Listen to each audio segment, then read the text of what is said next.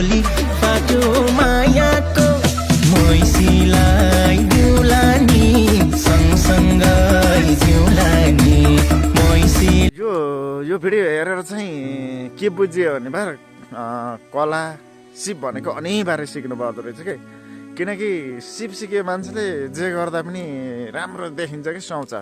किनकि उसले सिकेको थियो होइन, जहाँ नापे पनि उसलाई एकदम सुहाएको छ होइन। तर ड्राइभरको पनि त्यस्तै हो, ड्राइभर पनि कोखा तोर्न राखेर गियर चेन्ज गर्दा कहाँ कहाँ छुन्छ है, त्यसलाई पनि केही हुँदैन। त्यसैले नजानेकोले गाडी चलाउनु गहिरातिर ठेसिन्छ र नजानेकोले गएर नापो भने सुधार केन्द्र पुग्छ है। यो चाहिँ एउटा ग्यारेन्टी नै हो। र म यति पछुताएको छु कि मैले त्यो सिकेको भाइ म त्यही ठाउँमा आज ठ्याक्क ठ्याक्क गर्दै नापिरहेको हुन्थेँ कि, ठ्याक्क ठ्याक्क गर्दै नापिरहेको हुन्थेँ।